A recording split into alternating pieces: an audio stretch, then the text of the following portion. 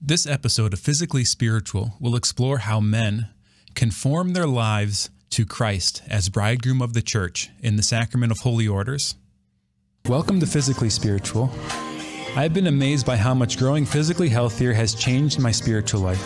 I am captivated with discovering the truth about my body and how it relates to my relationship with God. Physically Spiritual is my attempt to harmonize and share what I have discovered. I'm your host, Andrew Reinhart. Welcome back to Physically Spiritual, everyone. As we get started this week, I wanted to share a new and amazing opportunity with you. As we have been doing work here at AWAKEN Catholic over the last months, so many amazing things have happened as people have encountered this content online or attended a live event with AWAKEN Catholic. But we need your help. So this mission has gone through now 2 seasons of Physically Spiritual as we're wrapping up with these last 3 episodes and a season of 7 other great Catholic podcasts. And all of this work, as you could probably understand, costs money. And honestly, this has been a great, I think these first few seasons, a great proof of concept that what we're doing can work, that people have interest in this content and it can make a difference in the world. So I want to invite you to consider becoming a part of this mission in a new way. We are currently running a Kickstart the Mission campaign. So if you are watching this video or listening to this podcast as it's being released, we're running a Kickstarter campaign to try to fund this mission for the next 6 months. You know, actually, the last 6 episodes of this season of Physically Spiritual, I funded out of my own pocket. I really believe in this message, and I want to be able to share what the Lord has shared with me, but we can't continue to do this alone without more help from our audience and people participating. A new exciting wrinkle in how you can support the show, we're actually starting individual funding communities, patron communities for each show. So if you want to support Physically Spiritual, you can go to physicallyspiritual.com and join the patron community for this show. So along with a gift for as little as $5 a month or as much as you can give, there's 6 different tiers of giving levels, and at each level, there's another perk or another level of engagement you get with the show. We have some exciting things coming up like Ask Me Anything episodes where I will take episodes and literally answer your questions. One of the things I've been doing in this show is as I got it started, I was actually writing a book about a lot of what I've been talking about. And essentially the first 2 seasons of the show have covered the content of what that book was going to say. And so I'm sure a lot of you who have been listening, you know, want to go deeper on specific topics or have questions or maybe want to make comments. So I want to share all of your thoughts on the show too and dig into this material deeper. And one of the ways I think it could happen is if you all ask questions. So at one of the levels, you'll get access to the full Ask Me Anything episodes. There'll be sort of a mini version, or the intro of it will be published to the general audience. At the next level of giving, you'll have access to ask the questions, and your questions will have sort of the first response, and you'll also get a sticker. One of the logos I've been using is that Vitruvian Man by Leonardo da Vinci with the crown of thorns around it. So it'll be the sticker of that. And then at higher levels, a lot of you know from watching the show that I offer coaching and spiritual direction. So one of the giving levels will include free coaching that you'll get regularly from me. And then above that, I'll even come and do an event for your home or your parish or any other group that you want to have. So I would encourage you to go over to physicallyspiritual.com, find out how you can support the show and what all the different perks are at the different giving levels. Please, if you can, like, follow, subscribe, hit the bell if you're on YouTube, comment, rate, and review. All this interaction helps these social media platforms to know that people want to see this content.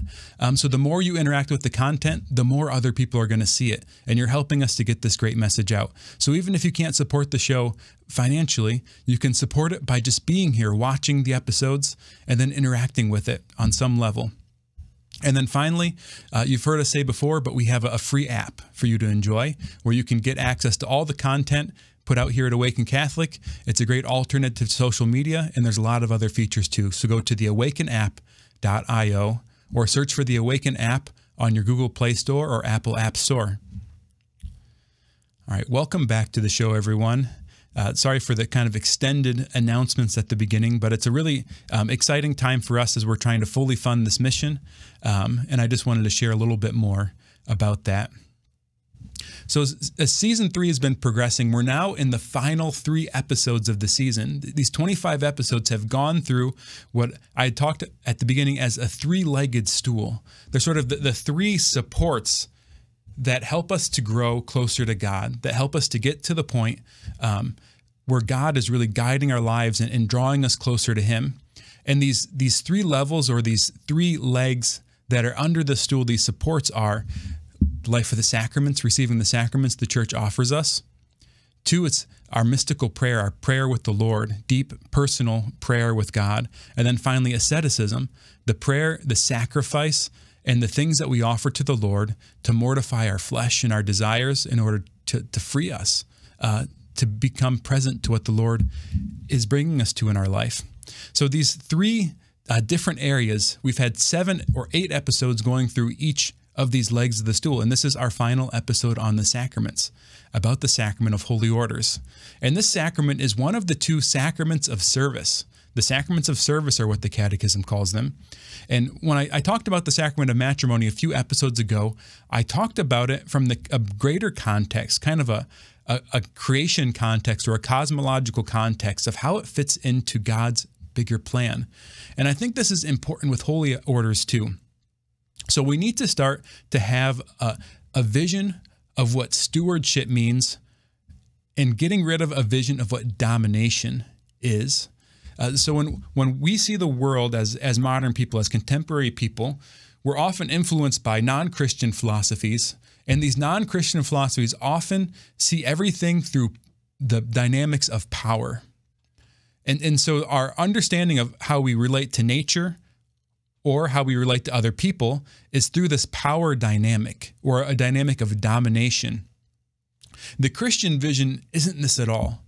In the Christian vision, there's this idea of stewardship, that even though as humans we have a certain dominion over nature, it's a dominion of stewardship. In a sense, it's a servant leadership, and even over other people. It's a stewardship that we're called to. And what a stewardship is, it's a giving to the thing in order for it to become more and more what it truly is. So in the context of nature, I used the example before of like a fruit tree. You know, if you have the tree out in nature, it's just going to grow and grow and grow. And a lot of the energy of the plant is expanded in that growth of branches and leaves and everything else. Well, human ingenuity teaches us to do something like pruning the tree. And by pruning the tree, it directs more of the energy of the tree into the fruit.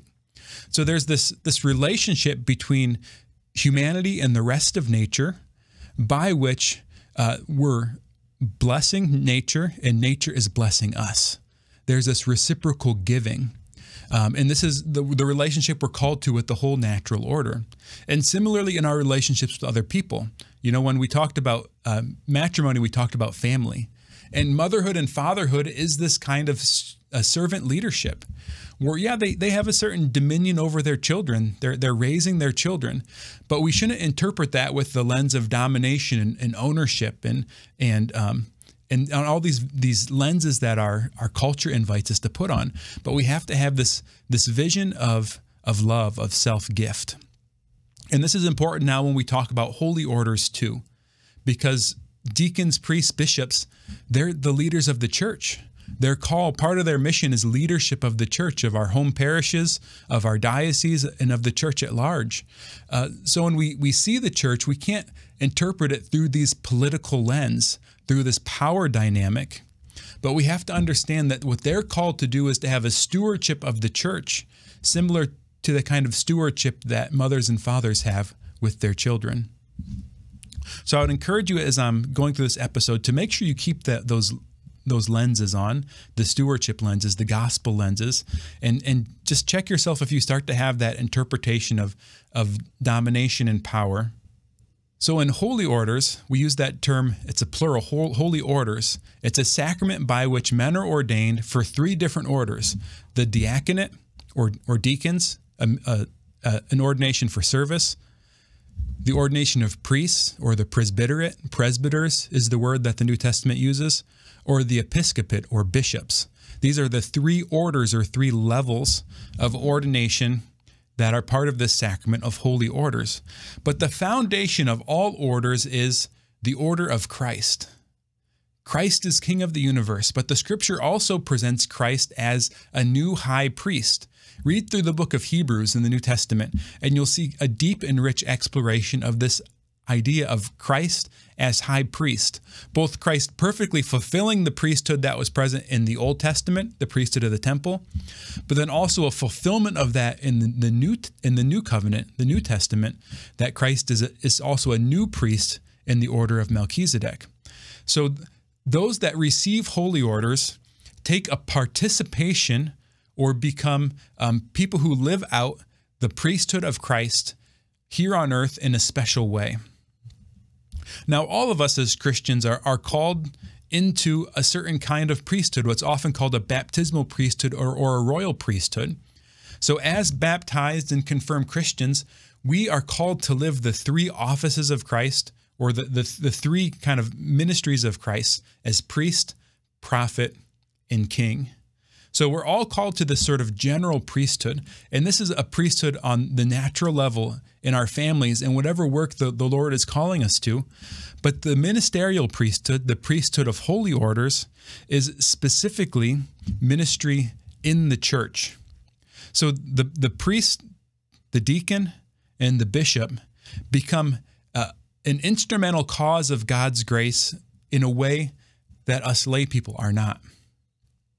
So let's dig into this a little bit more. One way I like to think of this is the idea that Christ often talks about is the kingdom of God. Christ says the kingdom of God is at hand. And what he's saying there, there's a lot of layers to this. It's not a flat reality. It's a dense and deep and rich reality. So the kingdom of God, I like to think of that where the king is, the kingdom is. So what Christ is saying is that God is here. God is present. I am here with you. But the kingdom is also a foretaste of what's to come, right? So part of the New Testament is this prophecy of a new heavens and a new earth, this sort of upgrade to the created order, or making more explicit its supernatural roots in the new heaven and the new earth. So what the kingdom of God is a foretaste of this kingdom. And this is most powerfully expressed in the ministry of the church, in the sacraments, especially the Eucharist. We have this foretaste of the kingdom. So what a priest is becoming in a specific way is a minister of God's grace in this new kingdom, in this here but not yet reality, in this foretaste of eternity. The priest is becoming an instrumental cause of God's grace. An instrument just meaning that God's using them in order to distribute his grace. Instead of God directly doing it, God's choosing to make us essential to what he wants to do. So in the actual ordination, let's go through our three layers of the sacrament. First, the sacramentum tantum, the sign in itself. What are we seeing on the surface? What do our senses get? First, the minister of ordination is a bishop. The third layer of holy orders is a bishop. So a local bishop would ordain the priests and the deacons for his own diocese. And then typically when a bishop is ordained, there's normally at least 3 other bishops present, and those 3 bishops ordain him together. So the matter of the sacrament, the physical sign that's happening, is the laying on of hands. The laying on of hands. And note this isn't unique to ordination, because the sacrament of confirmation, part of that is also a laying on of hands. But here in the ordination, like I said, it's taking it to the next level, right? There's something shared in the common priesthood for the baptized and confirmed. You know, we have also the hands laid on us in those sacraments. But then this third laying on of hands, it sort of intensifies the pitch at which the person is living out the life of Christ as priest, as high priest. They're in a more intense way living out Christ's priesthood in the world. And then each of these different ordinations of the deacon, the priest, and the bishop, there's a different prayer of ordination, and each one expresses what's unique to the ministry. For example, deacons are called especially to a ministry of service, meaning to do the work of service of the church. And in the New Testament, it talks about the bishops or the deacons going out and distributing alms to the people, so that the apostles didn't have time to see to that ministry anymore. Deacons are also involved in baptizing, witnessing marriages, and they are especially involved in the Mass as an ordinary minister of communion, proclaiming the gospel, and the priest delegates also at times for them to preach at the altar or at the pulpit. The priest, on the other hand, is participating more perfectly in the ministry of the bishop. So in that, they celebrate the Mass, have the power to forgive sins in confession. They can have the power to confirm delegated to them at the Easter Vigil, but even at other times of the year by their local bishop. They also do everything that the deacon does, and then the sacrament of anointing of the sick. And then finally, a bishop, the fullness of holy orders, in a sense, the most perfect image of this priestly ministry of Christ on earth. We believe they're a successor to one of the 12 apostles. So in a special way, they take on the role of governance in the church, this servant leadership, this stewardship over the church, where they're meant to make a total gift of themselves so that the church can become what she's called to be. So bishops, what they can do that priests can't is ordain other priests, to ordain deacons, and then even ordain other bishops. The second layer of the Sacrament of Holy Orders, or the res et sacramentum, the reality and sign, this is what happens definitively, regardless of the holiness of the recipient, the holiness of the minister. This is the effect that the sacrament has on the priest as long as the sacrament is valid, or deacon or bishop.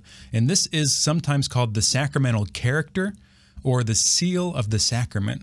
This seal is a permanent change or a permanent reconfiguration of the spirit of the priest, deacon, or bishop. So this means that, like, after they die, that seal is still going to be present for them in heaven. Now, remember, for all people, when we talked about baptism and confirmation, these sacraments also carry with them a seal. Remember, I said that this ministerial priesthood is an intensification of the priesthood of all the baptized and confirmed, but now taken to do ministry in the church in a special way. So the sacrament of ordination, or holy orders, also has this seal with it.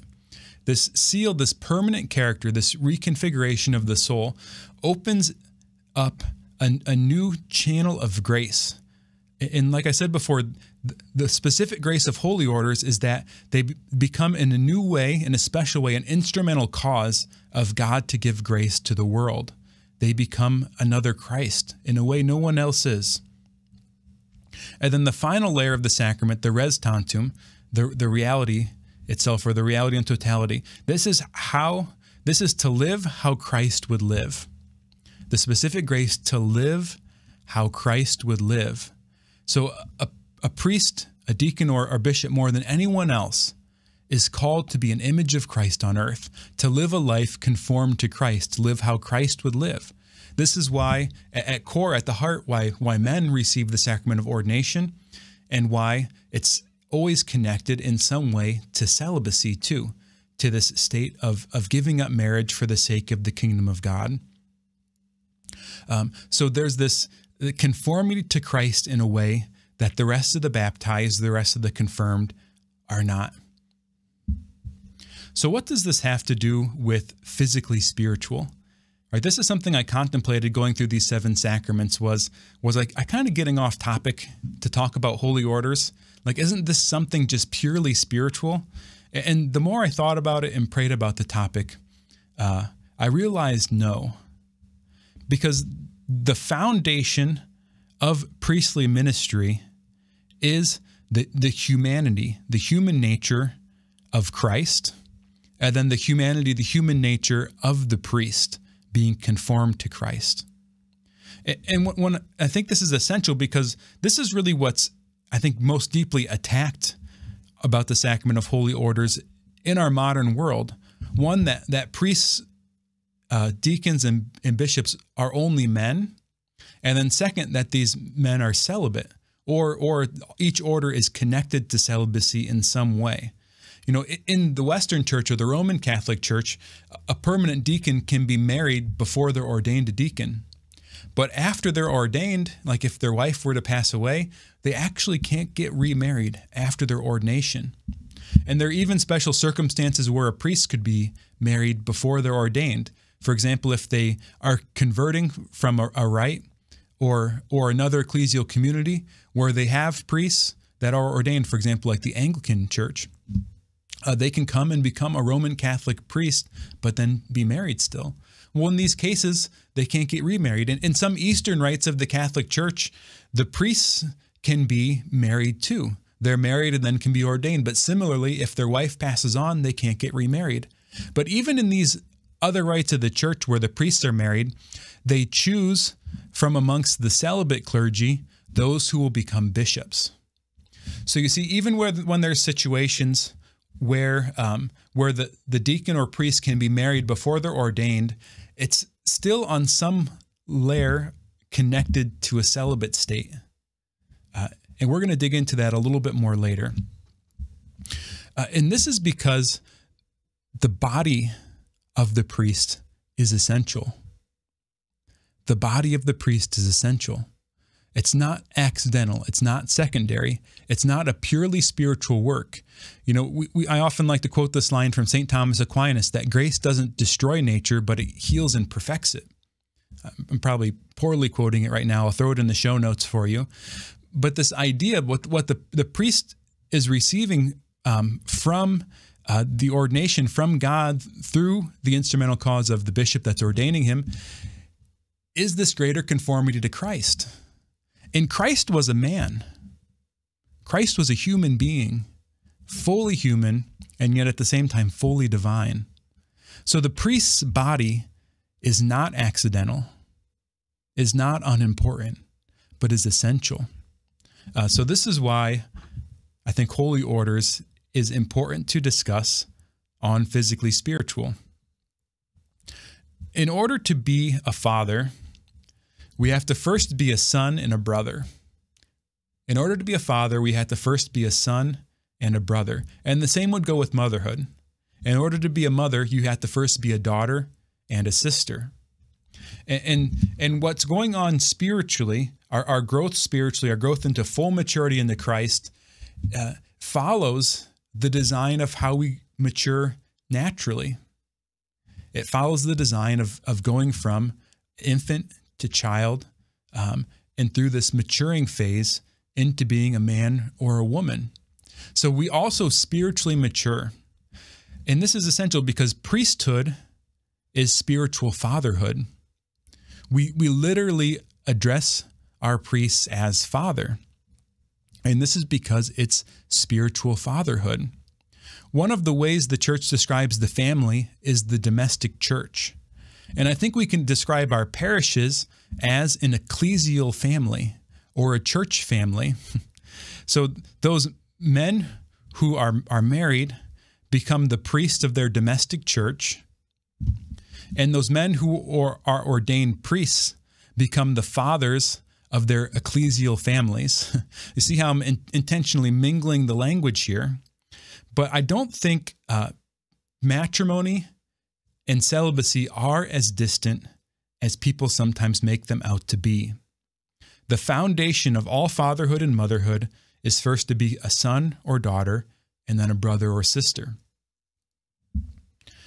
Here's what the Catechism has to say about priestly celibacy. In paragraph 1579, it says, all the ordained ministers of the Latin Church or Western Church, with the exception of permanent deacons, are normally chosen from among men of faith who live a celibate life and who intend to remain celibate for the sake of the kingdom of heaven, called to consecrate themselves with undivided heart to the Lord and to the affairs of the Lord. They give themselves entirely to God and to men. Celibacy is a sign of this new life to the service of which the church's minister is consecrated. Accepting with a joyous heart, celibacy radiantly proclaims the reign of God, the kingdom of God. I threw that in at the end. So the language the Catechism uses there is important. The Church chooses from amongst those living celibacy. So there's something fundamental about celibacy. In a sense, it's saying that there's sort of this group of people who are celibates in the Church. And from amongst those living celibacy, the Church chooses particular ones to become priests. So not all priests are celibate. But what is celibacy? What is this on a deeper level? You know, it's a fancy term we use for those who aren't married, right? Those who are single for the Lord. When Jesus is talking, I believe, to the Sadducees, he says that some are made eunuchs from birth, some are made eunuchs by men, and some are eunuchs for the kingdom of heaven, literally giving up this faculty of being reproductive physically. But when we use this word celibacy, it comes from a Latin word celib, and it means singular or alone. Singular or alone. And this singularity, this aloneness, is really the core of chastity. It's this being alone, not lonely, but alone with God. Being singular, not directed on yourself. It's not ongoing bachelorhood, but it's being singular on the Lord, right? Having your whole life directed to the Lord. When St. Paul talks about this later, he encourages people that can accept celibacy to accept celibacy, because he says the married person's heart is divided between God and the affairs of the world, where the celibate person is more wholly devoted with their heart and mind on the Lord. You know, as Christians, we're all called to the same chastity. We're all called to the same chastity, right? And what chastity is this total ordering of the self, but especially the sexuality of the person to the design of God, to God, and to loving others, to becoming a gift to others. So everyone's called to the same chastity. And that chastity is, in a negative way of putting it, is simply don't have sex with anyone you're not married to, right? That's the singular call of chastity. So from this perspective, the celibate person just chooses to be married to one less person than everyone else, right? You're not giving up all of the men in the world or all of the women in the world. You're giving up one person, but you're also then entering into a relationship with a person, right? With the person of Christ, or with his bride, the church. So the celibate person is living out of this chaste state, but entering into a conjugal relationship with Christ or the church. But everyone is called to this same chastity. The Catechism in paragraph 2339 says, chastity includes an apprenticeship in self-mastery, which is a training in human freedom. The alternative is clear. Either man governs his passions and finds peace, or he lets himself be dominated by them and becomes unhappy. Man's dignity, therefore, requires him to act out of conscious and free choices, as moved and drawn in a personal way from within, and not by blind impulses in himself or by mere external consent. So as chaste people, we're all called to live out of this place of freedom, where we experience these passions, these draws, and the goal isn't the elimination of passions. It's the ability to choose what's good in the midst of the passions. One person I'm going to quote here in a bit. I lost the name on my notes. I'll bring it up later. But she makes a distinction between suppression and repression. Her father was Conrad Bars, and he was a psychologist working in the early 20th century, and specifically working on integrating Catholic thought with kind of the earliest stages of psychology and psychotherapy. And one of the ideas that they emphasize is that while we have these passions, these attractions and repulsions to everything we're encountering in the world, either the things around us are acting on us, drawing us to them, or pushing away from them in our concupiscible passions, or we're experiencing this drive toward or away in our irascible passions, in these powerful drives in us. So what we're called to is to live a life where we're experiencing the world around us honestly and truthfully, right? Where our passions are still there. They're not suppressed. They're not repressed, but they're present. And in the midst of those drives, we're making a choice, either to do what we're being drawn to do, or not to do what we're being drawn to do, or to do what we're being repulsed by, or not to do what we're being repulsed by. But the goal isn't to stop experiencing the passion. The goal is to make a choice in the midst of it. And that's true freedom. It's not the obliteration of passion, but it's the ordering of the passions toward what's truly good for us. And so sometimes we get into a mode of repressing these passions. And we do this either by trying not to feel them, right, by just trying to squish them down, or by trying to repress them with another passion, right? For example, you might experience an attraction to someone else, but then have a fear that comes in. So you have this concupiscible passion, this attraction, and the way that you resist that passion is then by imposing upon it an irascible passion, this fear of what could happen. And maybe you literally start thinking of all the bad things that might happen if you choose to act on that passion, right? And so that other passion then blunts it, then pushes it away, then stops you from experiencing it. And by doing that, you're repressing it and you build a habit. Anything you do repeatedly, anything we continue to do even in our internal life, we form habits of soul toward them. So you can literally have a habit of repressing your passions, either by another passion coming in that's being imposed upon it, or by just the simple suppression of all feeling around it.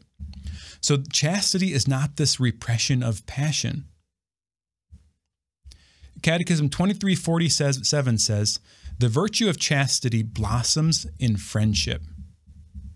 It shows the disciple how to follow and imitate him who has chosen us as his friends, who has given himself totally to us and allows us to participate in his divine estate.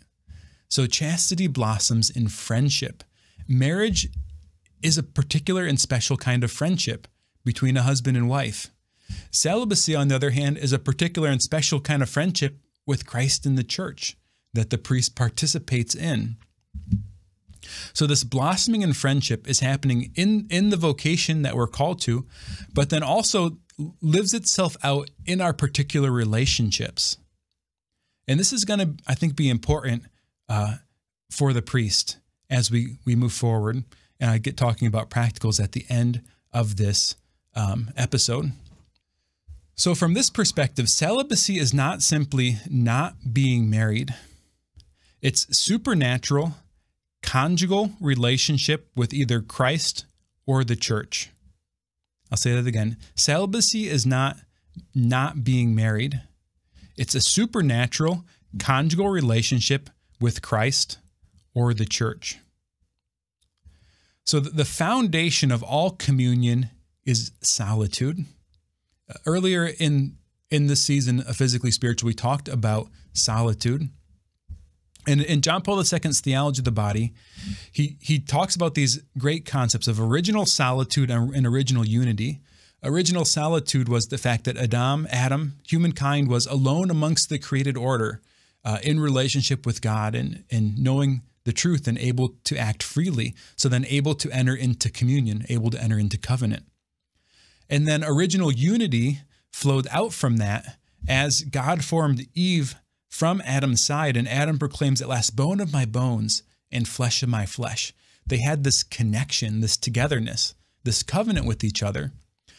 But they were only capable of covenant. They were only capable of this level of connection and communion because of the original solitude, this aloneness amongst the created order.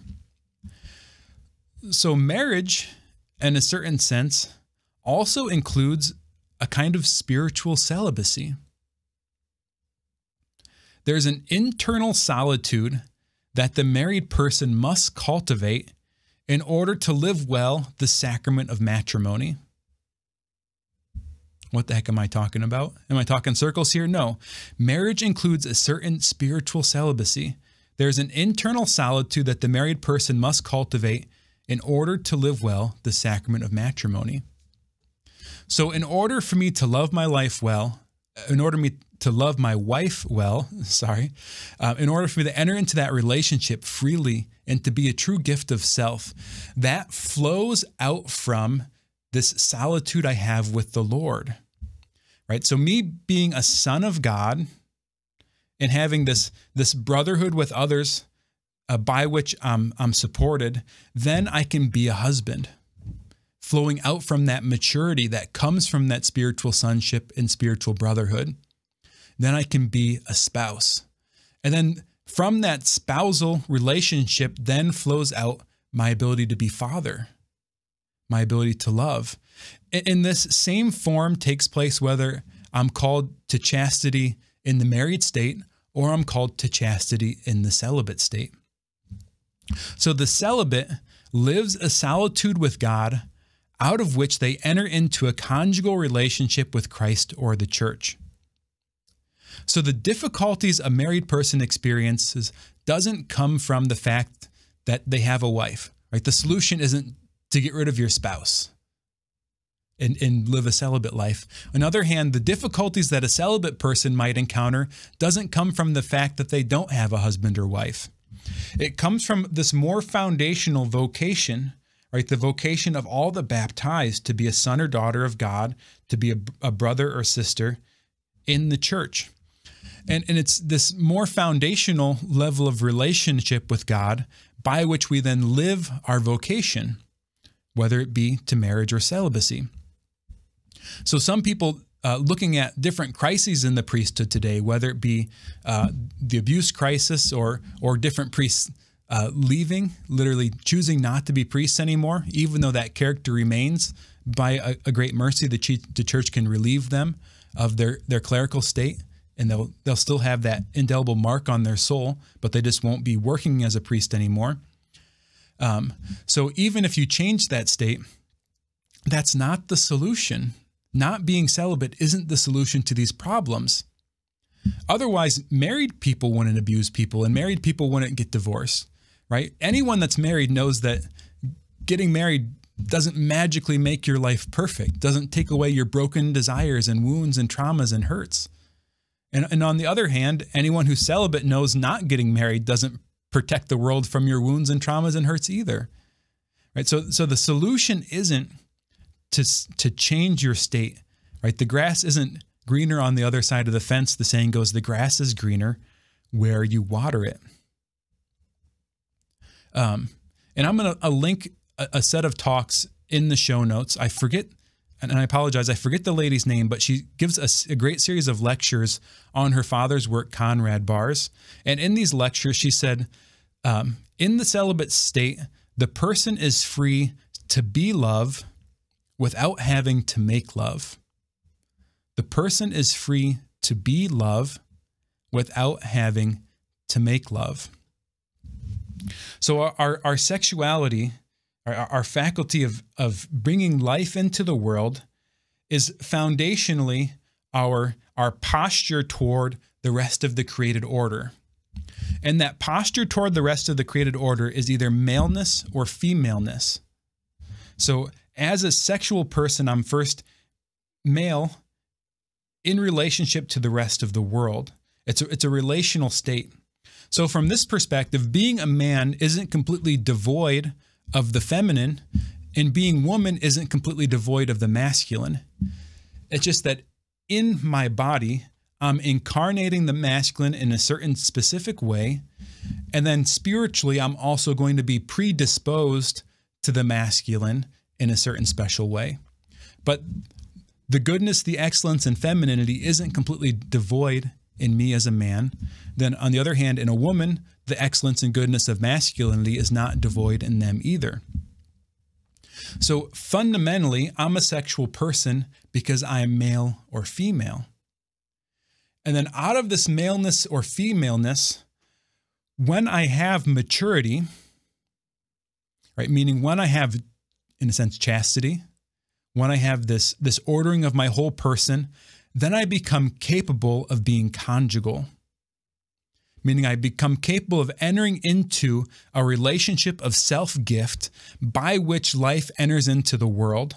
And this design is written into our bodies, right? Because regardless of how spiritually mature or emotionally mature we become, we all know that we can still create children physically, right? God still blesses that union of man and woman and brings life into the world. And that's such a great gift. But on the other hand, being mother or father requires a certain level of maturity that isn't necessarily there just because you have a baby, right? And we've all seen people where sometimes mom or dad just leaves.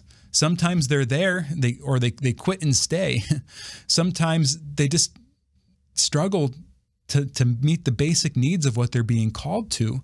And we're all a work in progress. So nobody lives out motherhood and fatherhood perfectly. So it's out of this maturity that we can enter conjugal love, true conjugal love, not just acted out with the body, but the body being a sacrament of the deeper reality of the person. And then by that conjugal love, bring life into the world, and not just physical life, but spiritual life. So this is also the life of the celibate. The celibate person living out as a son or daughter of God, a brother or sister in the church, growing in a full maturity, having this kind of chastity, they enter into a conjugal relationship in the mystery of Christ in the church. This is a supernatural relationship too. It's of the sacramental order. It's of the new covenant. And by entering into this relationship and bringing their mature feminine or masculine gift of themselves into the church, they then bear spiritual children into the world and help bring their children into spiritual maturity, into supernatural maturity. So the person, I'll say this again, the person is free to be love without having to make love. Right? They're becoming someone who God uses for this kind of conjugal love for his people. Here's what St. John Paul II said in a great letter to priests called Pastores Dabo Vobis. He says, the priest's life ought to radiate this spousal character, which demands that he be a witness to Christ's spousal love, and thus be capable of loving people with a heart which is new, generous, and pure. I love that quote. I'm going to say it again. The priest's life ought to radiate this spousal character, which demands that he be a witness to Christ's spousal love, and thus be capable of loving people with a heart which is new, generous, and pure. A heart that's new, generous, and pure, a chaste heart, a heart with this order, right? Not a suppression or a repression of passions.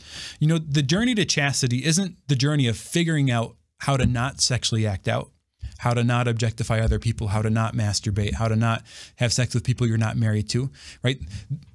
Right? These different behaviors are symptoms of what's going on in the person.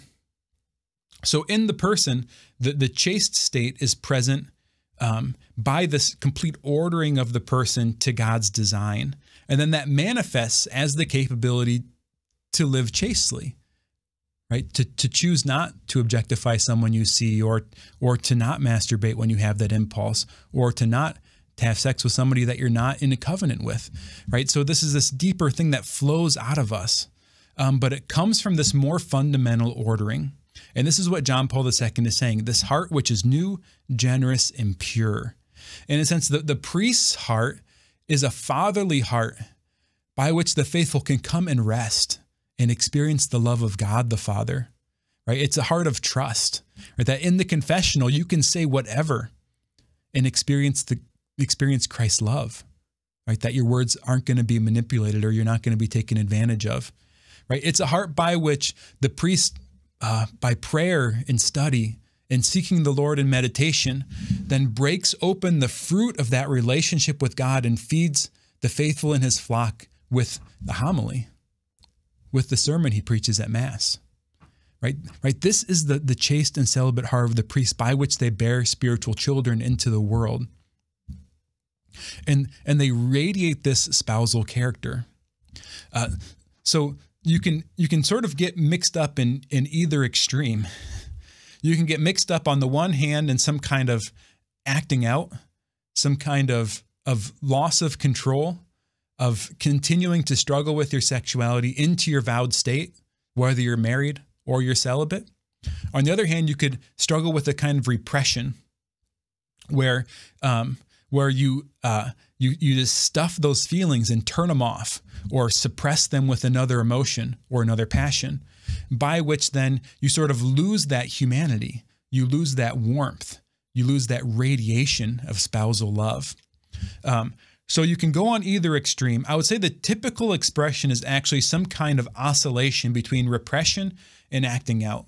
Repression, acting out, repression, acting out. Imagine like a pot of boiling water, and you can somehow create a perfect seal over it.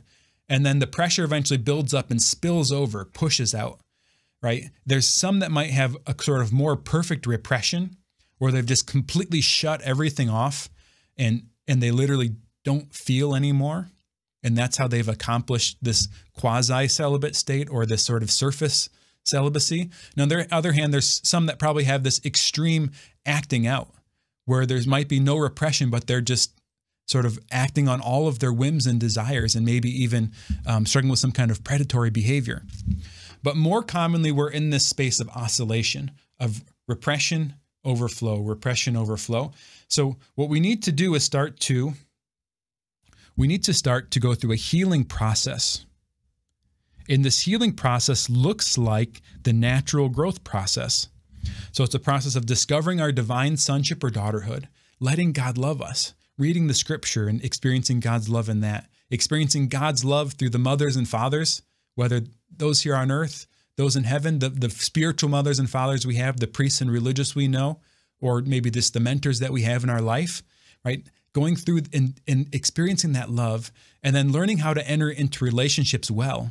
Right? Chastity blossoms in friendship, the Catechism says. So learning how to do friendship well is key to chastity. And one of the things that's important for doing friendship well is vulnerability. Right? Are you willing to talk about your stuff, to share about what you're struggling with, to bring up what's difficult, to not just be a presentation of yourself? And then finally, growing in the maturity is the willingness to be self-gift. And in the midst of all of this, it's experiencing the truth of the situation. And part of the truth of the situation is your passions. So can you feel it? Right? When maybe that attractive person walks by you, can you just feel the desire to look at them and lust after them? Just hold it there. Don't push it away. Don't suppress it. Just let it be there. And then choose not to act out on it, or choose to encounter that person. Right? Choose to look at their face, where their person is being more powerfully expressed, more explicitly expressed, and to engage in them, to ask a question of them, to see that they have hopes and dreams and that they're a full person. You know, the next time you're home alone at the end of the day and you feel that itching, gnawing, restless thing that we all get, you know, don't repress it with don't just turn on the TV, or don't go on the internet and get into lusting after something, or maybe you're going to get into fantasy or memory, or just leave and maybe go to a bar and drink or something, right? Don't act it out in some way, but can you sit with that suffering? Can you just sit with that emotion and be with it? And then choose something otherwise, right? Freely choose something otherwise that's going to actually address the underlying root cause. Right? Maybe go out into nature and experience beauty in the natural world. Maybe do some kind of creative hobby like music or cooking or artwork or something like that. Maybe you do just need to rest, take a nap, put yourself to bed, right? There's all these different things we can do to direct our life to deal with the root of what's actually happening. And this is where the flowering can happen in the married state or the celibate state. All right, I want to land the plane with a few practicals. So if you're a lay person, what can you do for your priest? What can you do for your deacons, for your bishop? One, I would say, pray to have the eyes of the Father for them. Deacons, priests, and bishops are men. They're men, and they're men with trauma and wounds, a past, with their own hopes and dreams, their own struggles, their own internal conflicts and fears and weaknesses and everything else. So oftentimes we we should hold them to a higher standard because they have a special grace in ordination and they're called to be conformed to Christ. But on the other hand, when we fail, we should also hold them with a greater mercy because, I mean, they're the subject of a lot of attack. Just think of all the headlines that have come out about the church over the last 50 years. A lot of it is priests struggling, just acting out of wounds, making a mess, traumatizing others. They're men and they deserve to be held to a higher standard, but they also deserve an amount of mercy. So we need to pray to have the eyes of the Father for them, that we can pray for them, be patient with them, and love them. Invite your priest into your life. This is number 2. Invite your priest into your life, not to be someone for you, but to be someone with you. Not to be someone for you, but to be someone with you, right? We're all called to a full maturity in Christ. And on some level, the priest is always going to be a spiritual father, but they need to come into your life in a meaningful way and experience the domestic church of your home, right? They need to experience you loving your wife and your wife loving you. Or if you are the wife, your husband loving you and you loving your husband. They need to experience you loving your children and educating their children.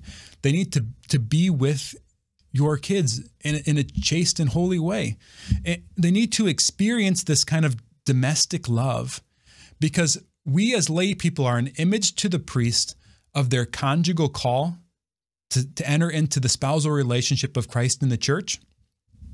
And they're a reminder for us that we need to enter into this more basic celibate solitude of being alone with God, that we can come out from this and become gift to the world, that we can be love and not just make love.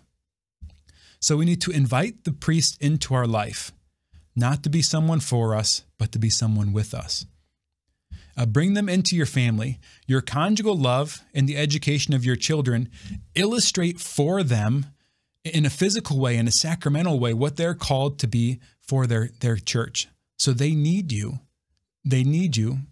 They don't need your charity or for you to volunteer at the parish or for you to write them a nice letter or send them a book they probably don't have time to read, right? They need your prayer and they need your love. They need your relationship. They need to be a human with you. And it's out of this nature that God brings forth the supernatural. All right, so maybe you're a priest or a religious sister, a deacon whose spouse has passed away, or a bishop. You need to fight all repression of feelings. Fight all repression of feelings. There's going to be times where you need to suppress your feelings, where you're not going to act on what you feel. But on the other hand, we need to move toward our passions being guided by our reason, not our passions being obliterated. So you may have achieved a sort of a surface celibacy as a priest, where you don't act out anymore, and praise God. Or maybe you're on the other hand and you're ordained and you continue to act out in some way with pornography or with masturbation or in some other way. You're going to feel an extreme and immense pressure, both a supernatural pressure from the enemy and also just a natural human of shame and to keep it all a secret. It can be overwhelming. I spent 4 years in the seminary and I've felt that in sort of a minuscule way, but I couldn't even imagine after being ordained that when you struggle, just the shame and the pressure that you must feel.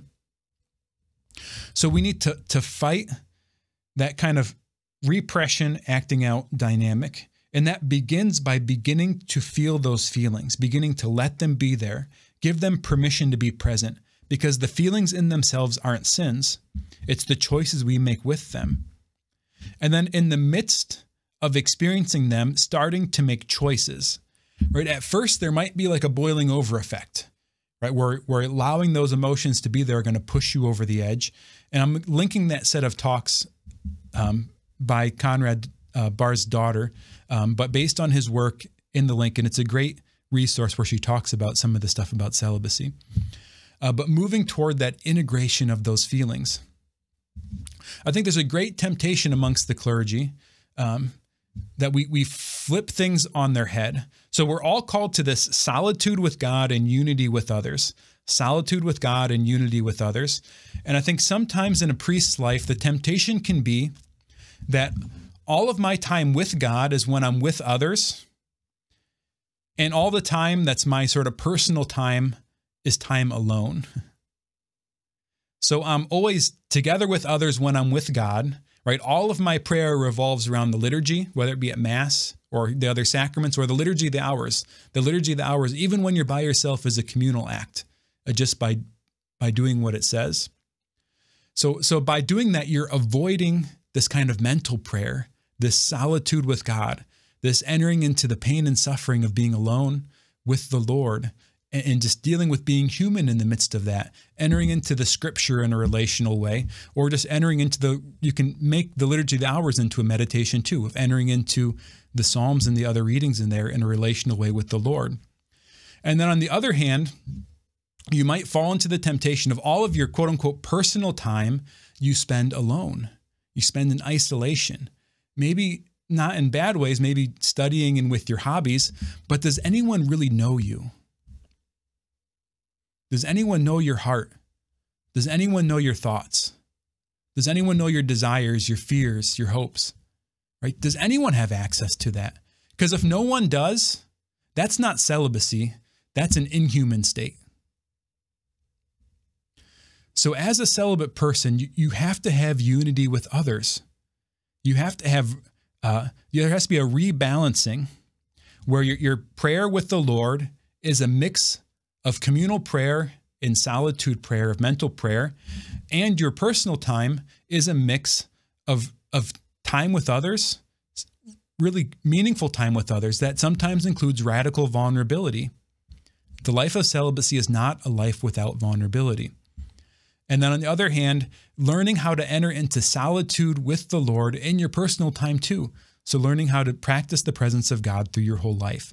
So rebalancing solitude with God and unity with others, having healthy mental prayer, and also radical vulnerability in your life. Well, thank you for joining me on this episode of Physically Spiritual. This has been kind of a winding episode where I've shared some lofty ideas, but thank you for sticking through to the end. Please leave any comments, questions. Maybe you're struggling. Maybe you're a layperson that's struggling. Maybe you're a priest, deacon, or bishop who's struggling. If you don't have anyone else, I want to be there for you. Email me at becominggift@gmail.com or go to my website, becominggift.com. And I'm here for you if you need someone to talk to and work through any of the things we talk about here on the show.